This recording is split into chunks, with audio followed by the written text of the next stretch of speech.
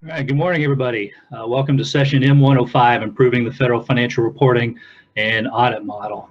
I'm extremely privileged this morning to be joined by Carol Johnson, Jamie Sailing, Gerald Davenport, and Kelly McFadden, who are core members, but not the only core members that are part of an audit model rally up group. At least that's what our meetings are called. This really has been a great group to work with, who's done some great things and is working on greater things as we speak. So I think I can speak for all of us and say we're very excited to share what we're doing. The big thing that we accomplished last year was basically getting rid of closing packages. For those of you who remember those and are grateful for not having to do those anymore, the panelists that you're going to be hearing from here shortly are the ones to thank. I don't want to steal anybody's thunder, but the projects that we're working on right now are producing financial statements from our GTAS submissions, which I'll give you that a few minutes to let that sink in. Think about if you were able to produce your statements and notes, or at least 80–90% of them out of your GTAS submission, what that would mean. Not just dollar savings, but efficiency and consistency, while able to preserve the ability to nuance or tailor your statements for your particular agency's or component's mission. So I don't want to steal any more of anybody's thunder. I guess I will turn it over to Carol first thing, who joins us from OMB, and again, one of the core members of our team. Carol, over to you. Yeah, thanks, Doug. Good morning, everyone. Thank you so much for joining us here in this session. I'd also like to say thanks to Scott Bell, who is the one who organized this session, so we really appreciate his doing that. I'm going to talk to you about OMB's role in financial reporting, and you are most likely familiar with our OMB circular A136. But before we jump into A136, I thought it might be helpful to let you know a couple of other ways in which OMB is involved with financial reporting, to the extent you're not aware of this. The first thing is, in the government-wide financial report, we have a statement of long-term fiscal projections. And that statement is not a traditional financial statement. It is not backward-looking. It is not accrual-based. It is a statement of 75-year projections of government expenditures and government receipts. And the statement is really important to give us a better sense for the government's financial condition and to really show us the breadth of the government's responsibilities and authorities. This statement is done by OMB, by our budget side, our budget review division, and our Office of Economic Policy. So I just wanted to flag that as something that OMB does contribute to the financial reporting process, and it might not be something that folks have taken that close of a look at. The other way in which OMB is involved in financial reporting, of course, is in FASAB. We, with Treasury and GAO, are one of the sponsors, and as a member of the FASAB board, one of the things we try to do is make sure that the board considers agency views on various FASAB proposed standards and other guidance. We also really try to remind the board to consider the costs of additional reporting requirements. We know that CFO offices don't tend to have a lot of excess staff capacity, and they also are not generally getting a lot of additional funds. Financial reporting is not a glitzy budget initiative that people are eager to fund every year. It's important, but it's just, I hate to say it and I hope it doesn't offend anybody, it's just not glitzy. And then the other thing is, we know that there's a lot of good data out there already, right? You have your agency financial reports with a lot of information in there. We have USA spending. We have a lot of budget data in congressional budget justifications that the agencies produce and in OMB data. So we really try to remind FASAB of the costs of additional reporting requirements and hope that they will consider that before they move forward with new requirements. Now, in terms of A136, it is indeed the reporting burden that I think has kind of motivated what we've done and what we continue to do in that document. If you've been tracking it at all the past few years, you know that we've tried to streamline A136 as a document and the reporting requirements that are in it. Now, that said, yes, we've made improvements, but we've got a long ways to go. I know that. But I have to tell you also, somewhat, my hands are a little bit tied because we have to have everything in A136 that's required by FASAB. And that includes things that are required directly of the agencies, but also things that are required at the government-wide level and the ensuing audit requirements that come from that. So when you look at FASAB requirements and you look at the government-wide financial report requirements, and then you also look at some statutory requirements, you'll see that there's not a lot extra in A136. But let me jump into one of those. A lot of the statutory requirements, as you know, are in other information. We have this year, if you've seen a draft of A136, you know that we have eliminated real property reporting. You also know that over the past few years, we have really streamlined and reduced our improper payment reporting. This year, you do see grant reporting has been reintroduced. That was required under the GONE Act. The GONE Act expired, so the reporting requirement briefly went away, but it is back again this year, mainly because of interest from the community. So again, OI is a section where we really try to minimize the reporting requirements, but if it is something that's required by law or policymakers, then we will, of course, have to include it. Now, if you look at the basic information in RSI for this year, you'll see that we are continuing the standardization of the balance sheet. That's not a new requirement this year. It was introduced last year, and you all heard about it probably 2 years ago or whenever we first started talking about it. That continues this year in A136. And of course, with that, then you don't need to do the reconciliation that you originally needed to do with the closing package elimination. In terms of other actual changes in basic information and RSI this year, I'd say there are roughly half dozen changes. You'll see that we are folding the statement of custodial activity into the statement of changes in net position, and we're aware that there's one agency with incidental custodial collections who will be doing that this year. And we hope that next year, all agencies will be able to do it, including those with collections that are more significant.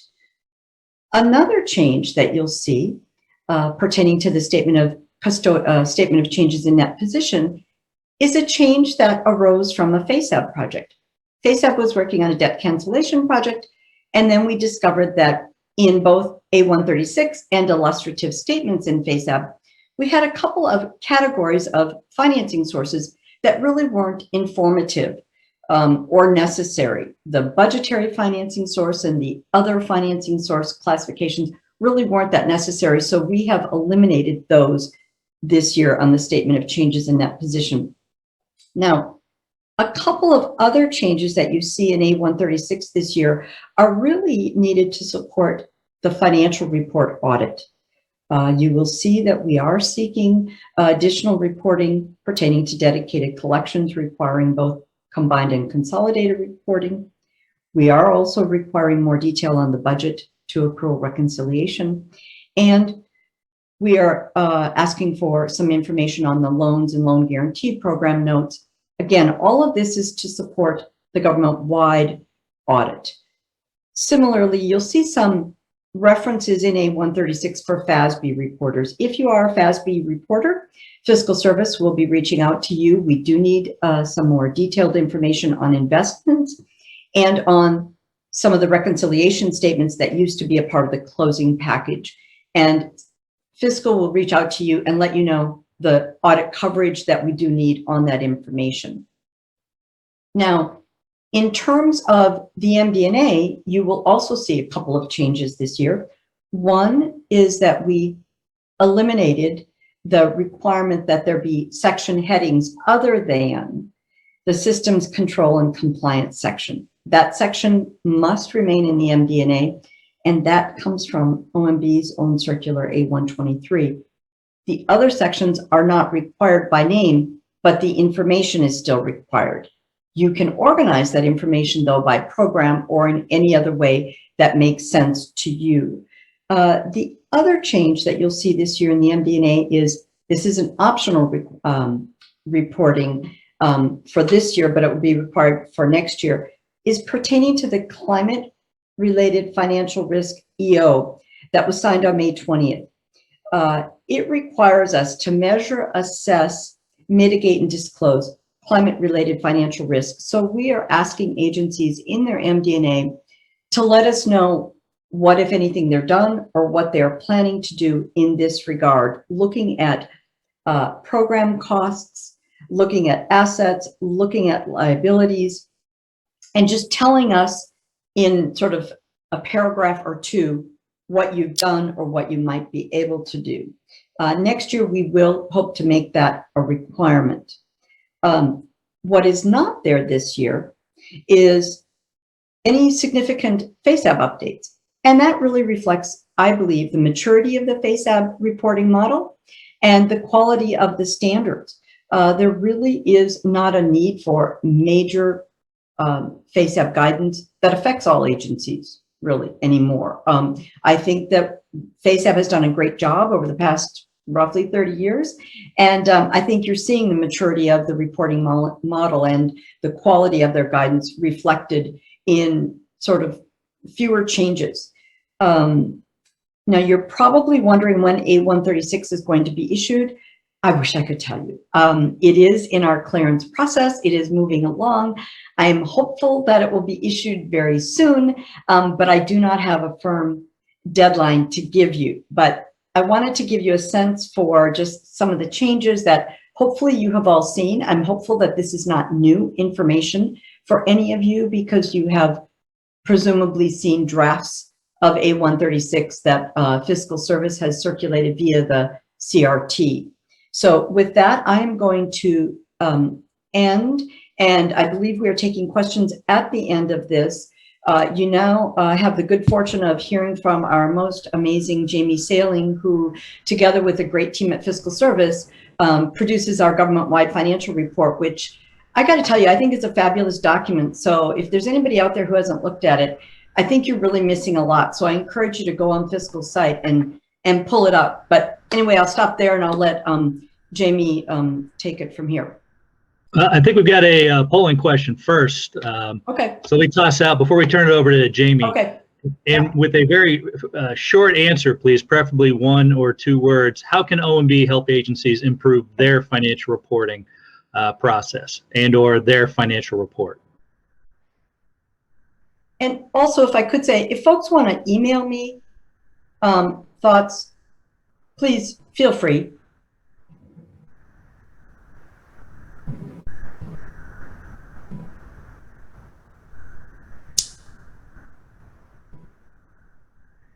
I don't know if that means people think we're doing a great job or they're just like, they are so hopeless, we can't do anything.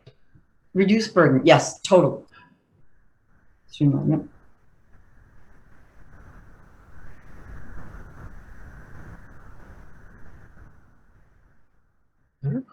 Clone Teresa Tancredi. Yeah. That's true. Definitely a rock star in the industry. Yeah. Yep.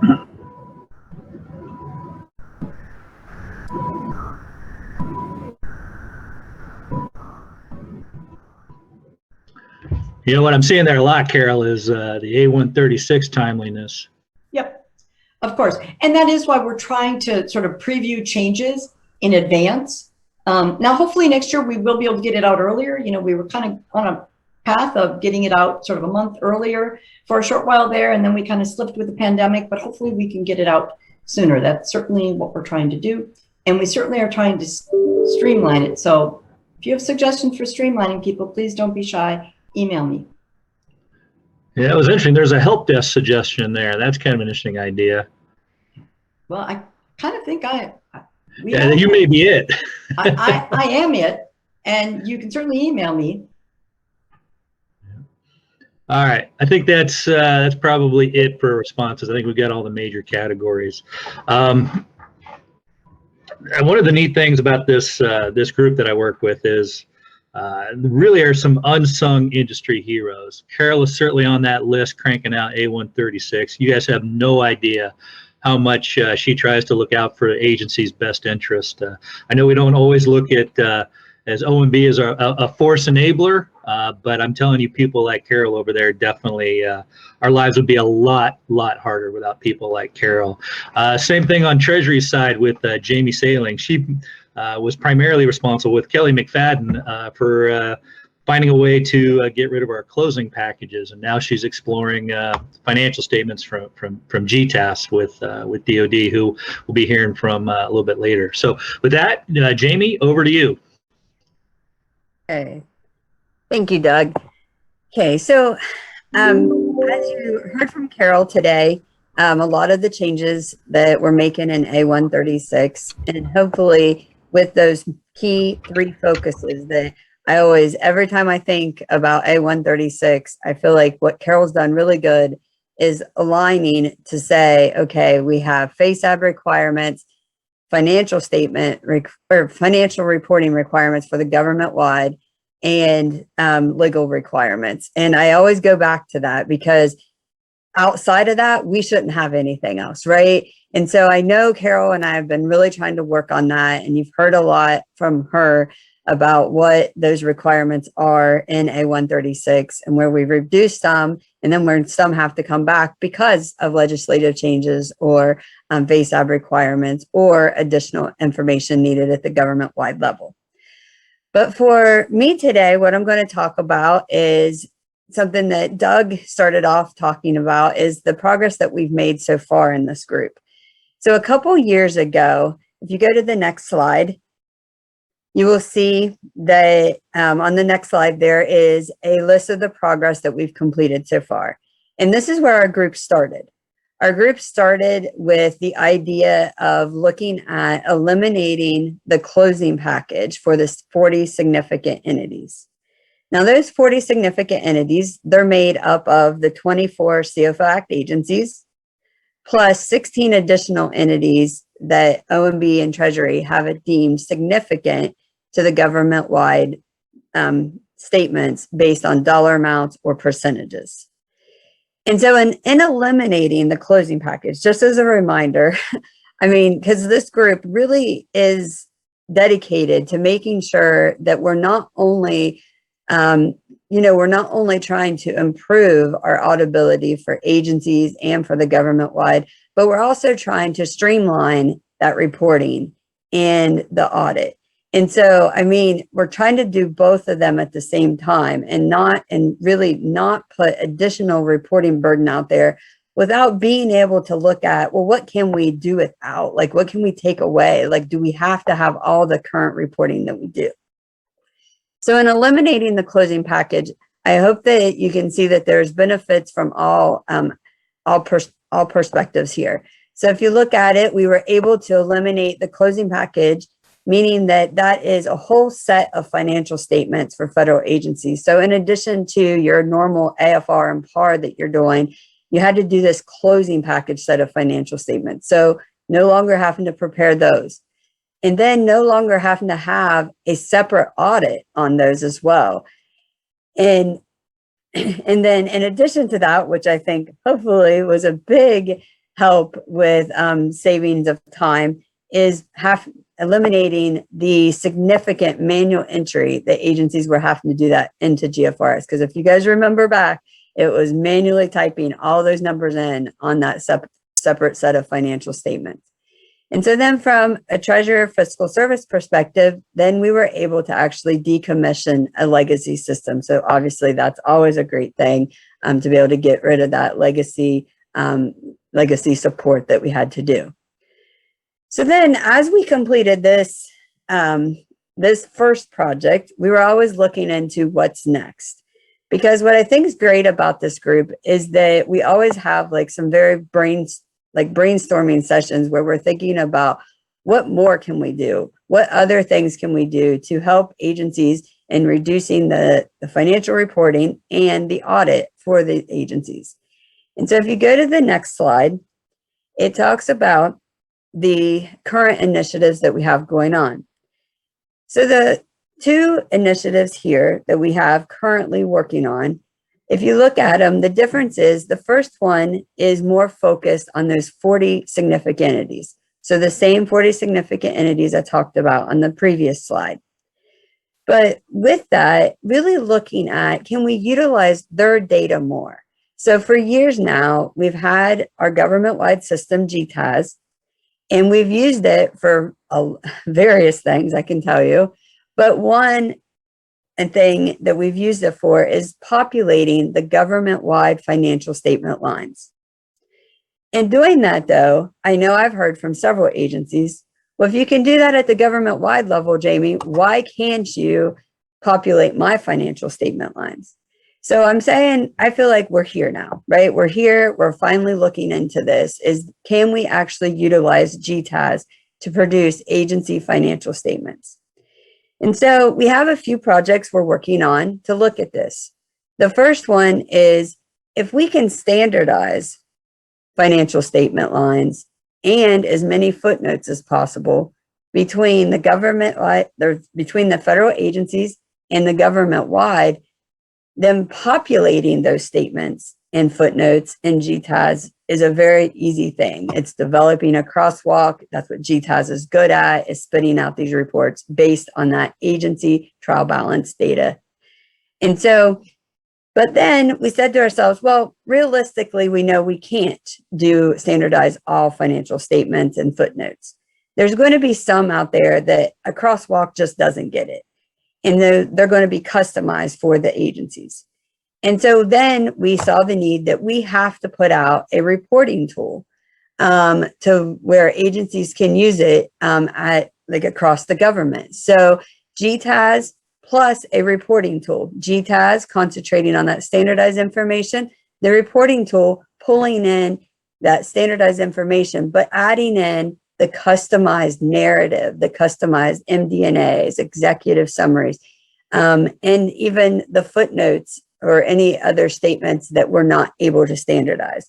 So the two of them working together, GTAS and an agency reporting tool, being available central or as a central solution to all agencies, what agencies would be able to then produce their financial statements. So then last summer, when we began this project, one of the things we looked at is developing an agency wish list. We met with a lot of agencies, the 40 significant entities. We did 2 rounds of meetings with them, one-on-one, asking what does GTAS need to have in addition to what it has today to make the agency financial statements useful and something that you would look forward to or look to the future of using to actually produce your AFR and PAR. And so really that's where we're at right now, is really focusing on those 3 main projects, pulling that all together and looking for the pilot agencies that want to come and utilize this information. The second current project you see on here is more focused on those smaller entities. So when I talk about the 40 significant entities, how those are made up, they actually represent over 99% of the data that is in the government-wide statements. So over 99% of your assets, your liabilities, your revenues, your expenses, those 40 significant entities, they represent that data. But then for completeness aspect, we have over 122 smaller entities. But yet what we said to ourselves, should the reporting and audit requirements for these 2 sets of agencies be the same? And unanimously, we came back that no, because of the difference in the data that they have into the government-wide statements, we do need to ensure that the right amount of audit coverage is over both. But we did feel like we could streamline in a lot of different ways.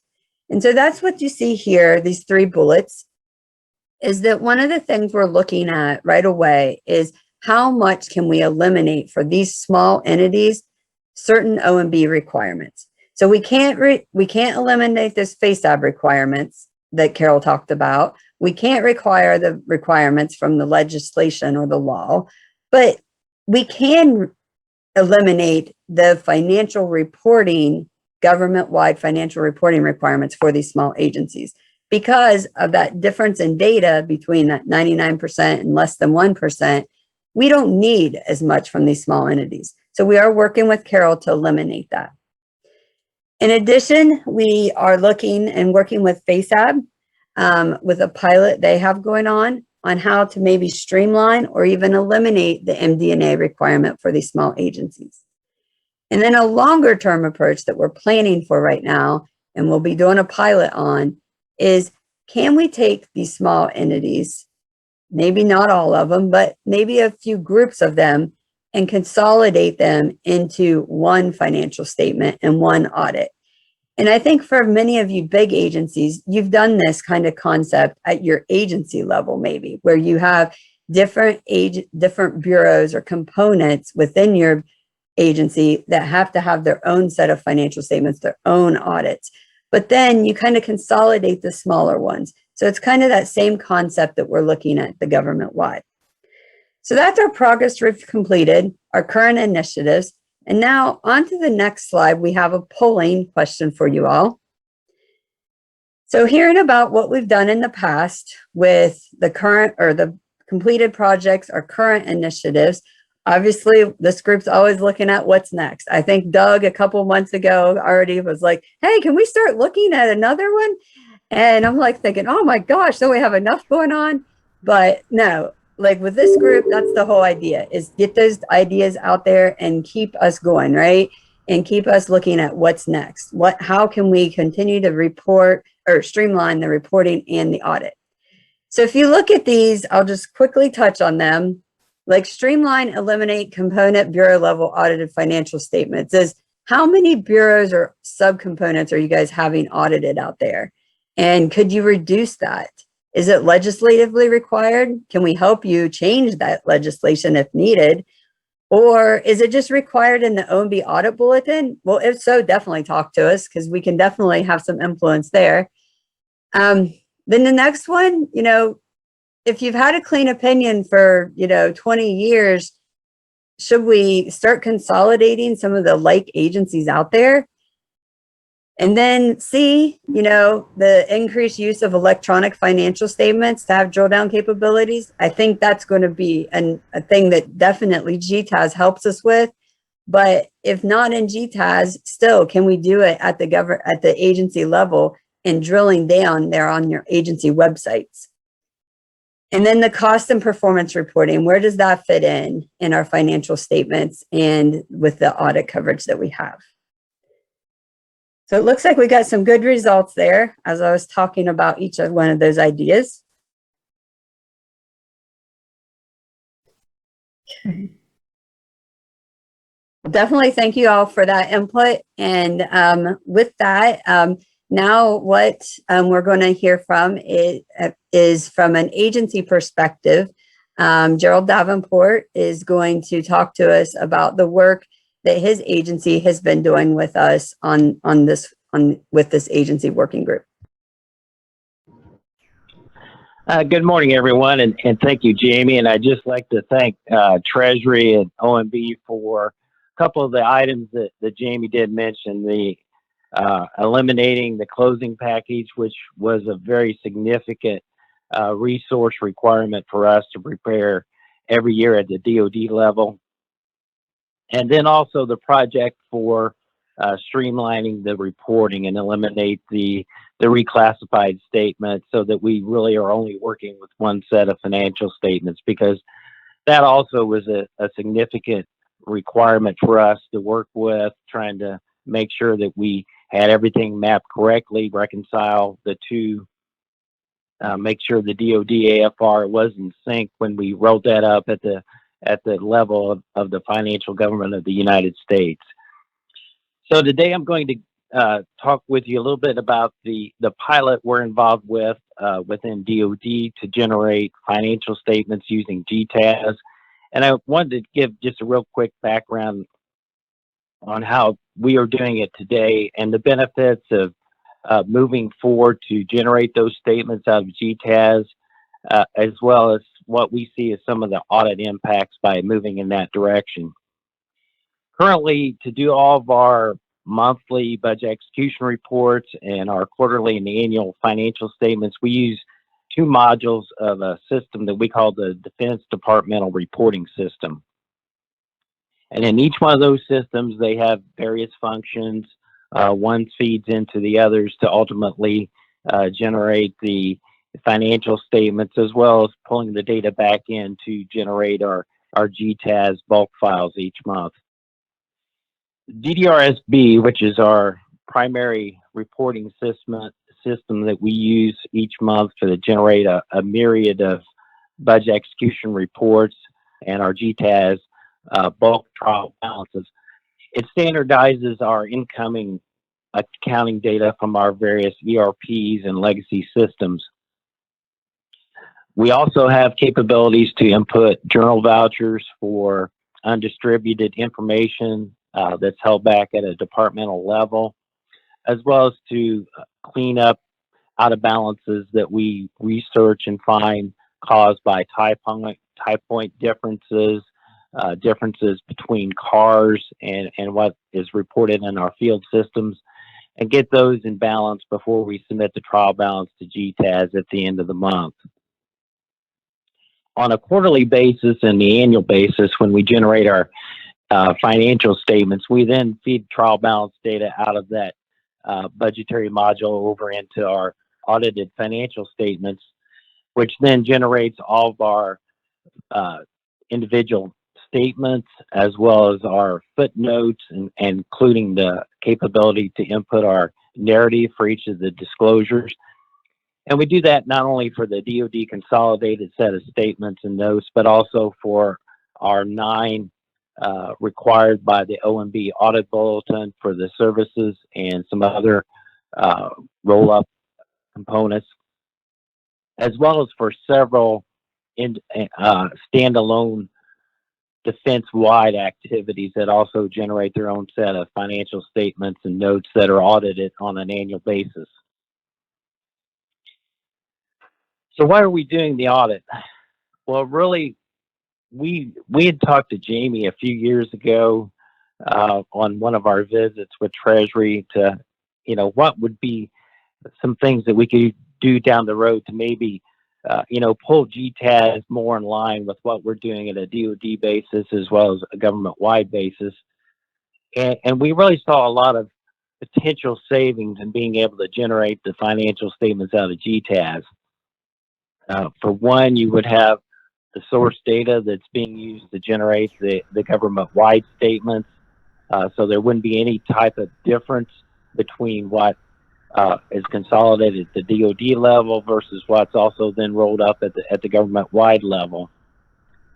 And to have to maintain our individual mappings and our templates for all the statements and notes, that's a extremely complicated process. Requires a lot of resources, requires us to build audit documentation to be able to provide to prove out that what we are generating at our level is based on the TFM and based on the A136.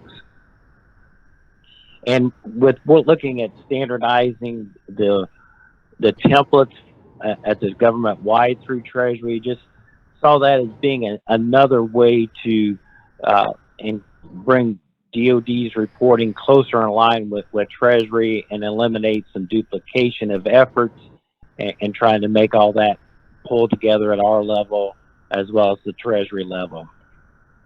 So really, we looked at that. That's a win at the government-wide level and at the DoD level, because we then have standardized financial statement templates and footnote schedules, and then continues to promote some efficiency within the federal government.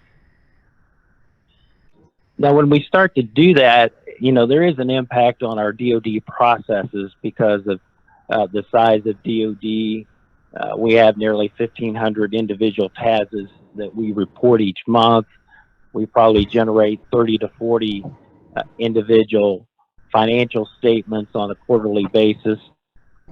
So it really we could start to see, okay, well, if we go this direction, there's a potential to eliminate a reporting system that we use today for our financial statements. So that's significant savings and going forward by eliminating that system maintenance, as well as having to do the quarterly updates for any mapping changes.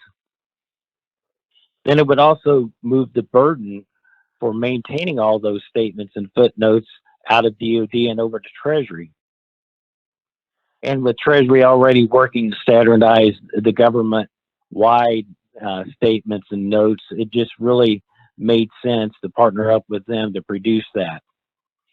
There are a couple of things that we do have to continue to work forward with as we move on with this, because initially our discussions were also looking to see if we could do our monthly budget execution reporting using GTAS, but the level of detail that we require the DoD to manage and review those execution of the appropriations we receive each year, it just wasn't feasible to try and move that amount of data into GTAS at this time.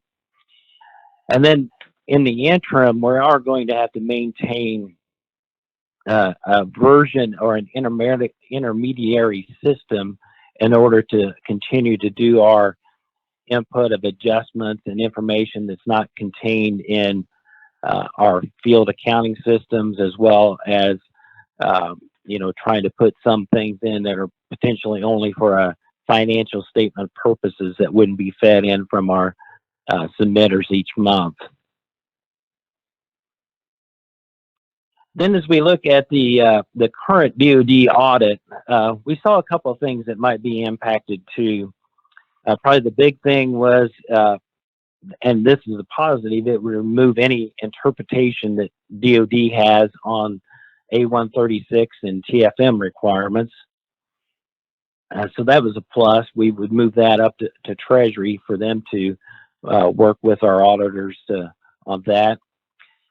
And then there are a couple of things too that we've already identified that we might continue to have to provide additional information in our note disclosures that would be outside of the standard note that we would use coming out of Treasury. So those things, still in early development of that as we move forward.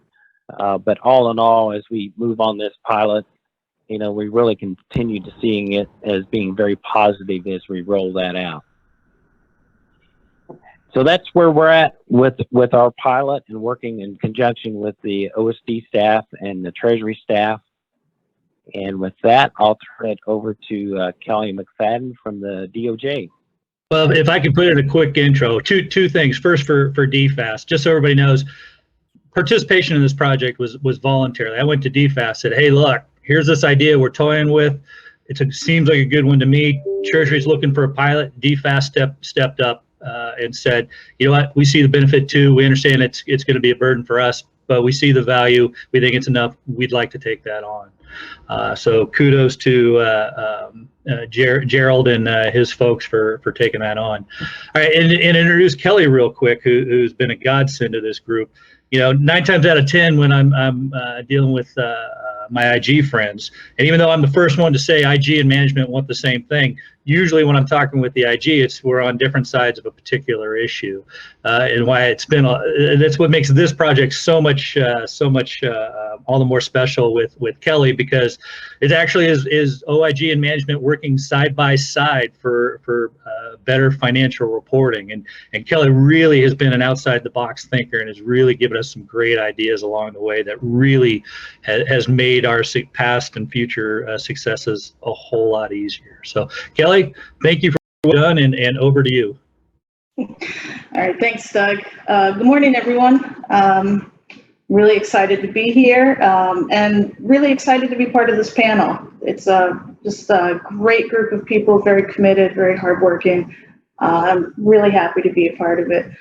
As Doug said, I'm an auditor, kind of the black sheep to the group. So there may be a few folks out there that maybe were surprised to learn that there's an OIG auditor on the CFO Council work group. After all, aren't auditors always the one who's quick to remind management that they're the ones responsible for designing the controls and the processes? And then as the auditor, we sit back and we say, well, we need to maintain our independence. And that's true. But here's the best way of looking at my involvement on this group. And I think Doug summarized it. He teed it up really well here for me. This is an example of OIG working with management. We can do both. So people who know me have probably heard me say there's a difference between an accountant and an auditor. We like to think we understand each other. Sometimes we do. There's a few people like Doug himself who maybe knows some of each language. We all hatched from the same accounting degree, but auditors only use T accounts when preparing the schedule of differences at the end of the audit, right? And accountants tend to not remember the nuance of the various levels of assurance. Of course, I'm generalizing, probably even overgeneralizing, but the bottom line is we don't always speak the same language. Having an auditor on this work group helps to make sure that that audit perspective is heard. The CFO Council, Fiscal Service, OMB, it's simple. They're looking for ways to balance costs, benefits, and value of the financial statement preparation and audit. The audit community supports that too. As an independent auditor, maintaining our independence is required, but that doesn't mean we're not willing to engage. Within the audit community, there's a lot of support for the audited agency financial statements. And there's a belief that the agency audits should continue. There's some value to those agency financial statements beyond just supporting the government-wide. But that doesn't mean that the current reporting and audit model is right-sized. There's always opportunity for improvement. And we welcome the discussion because we also support finding a balance of cost, benefit, and value. So as mentioned earlier, I started working in this group back in 2018 when the concept of eliminating the closing package grew from just a casual conversation into this fully vetted, full steam ahead project. Supporting the project was a really easy decision from the audit perspective because there wouldn't be any impact on the agency's transparency or accountability. And for the government-wide, Fiscal Service and GAO didn't really need it anymore because they now had the GTAS submissions. And then, of course, still had the AFRs as well. It just seemed like smart government. The initiative that's impacting agencies for fiscal year 21 reporting is the standardized balance sheet. And from an audit perspective, here's a few questions that we ask. Does the presentation and crosswalk comply with GAAP? Are there significant balances within other assets and other liabilities? How will the prior year balances be impacted by the reclassification? These questions should sound familiar to management. We're wearing different hats, but we're on the same team. Initially, the plan in A136 was that only the other assets and other liabilities would be disaggregated. And this caused a lot of concern in the audit community. And as I hear, it also raised some concern on the CFO side, because it's important that the significant balances not be merged into other lines just for the purpose of consolidating to that government-wide crosswalk. The statements have to make sense for the agency. Fiscal and OMB heard that concern. They heard it loud and clear. They changed the draft A136, and now we can have the disaggregation of all of the lines on the balance sheet. So that's an example of the community's feedback working. I've listened to this work group evaluate feedback from management and the auditors, and I know they want to hear that feedback. They want both the good and the bad because they don't always have the right answer. Maybe it needs massaged some more, needs more input. You need to talk it through. It has to be a deliberative process. And by definition, a deliberative process requires discussion. It's not going to be successful without that. It cannot be a spectator sport. We all wear different hats, but we all still play important roles. I know it sounds cliche, but I really do believe that this is an exciting time in federal financial management. Folks who know me say I'm saying all the time, I love my job. I want to be part of the solution. I guess the Hamilton phrase, I want to be in the room. There's just a lot of opportunity here. There's amazing talent in the community, and there's more advanced systems, stronger controls, and an opinion on the government-wide report is getting closer. As you move towards that day, there's going to be plenty of change and issues to work through. To meet those challenges, one of the things that we've done on the audit side, working with GAO and then the OIGs and IPAs from the significant entities, we formed a work group that will focus on the current and future issues impacting the group. We're going to have our first meeting in a couple weeks, and the very first topic is going to be the standardized balance sheet. So with that, I'm going to wrap up and just say that there is support in the audit community to find ways to balance cost, benefits, and value of the financial statement preparation and audit, and that the audit community is ready to engage. Thank you. All right, thank you, Kelly. Well said. All right, I think we got another polling question, and I promise you we are not taking names. But how many hours per month would you volunteer to improve the efficiency, effectiveness, and value of federal financial reporting? And I'm very curious about the results. Excuse me. Wow. Hopefully that's more than one respondent there.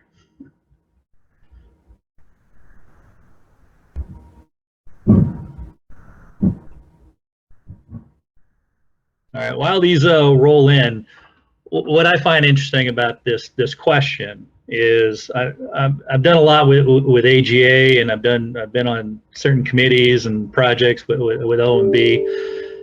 And if you are serious about progressing in your career, I highly recommend you do volunteer on some sort of a government-wide group. Just look at this group. It's given me access to Carol Johnson, who puts out A136 every year. So if I have any questions, I can just shoot Carol an email, and I'm going to get a response. If I have any SGL questions, I can go to Jamie Sailing, one of the best SGL minds in the industry. And that's the kind of stuff you get on these panels. Same with Kelly and Siggy. If there's something I want to do with Siggy or get in front of Siggy, I can go through Kelly and bounce it off her, see if she gets if it's a good idea, and then possibly champion my request with the group. Plus, we all know the value of networking, one of the greatest assets of AGA membership. But these committees really build relationships with the folks in the industry that will make a difference in your career. So regardless of where you're at there, I mean, this group, it's probably 3 to 4 hours a month, at least for me. They're probably more for some of the others, but not too much more. So time very well spent, just from a selfish perspective, let alone the greater in industry good. All right, I think we can open up the chat box and see if anybody's got a particular question. We can run it through the chat box and see if I can call one out.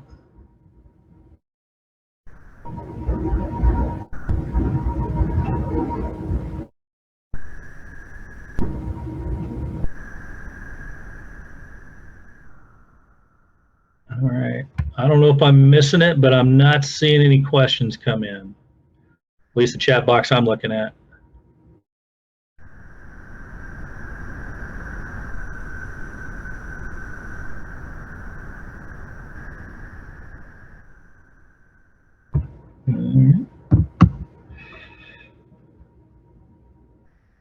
All right, Kia, go in there now.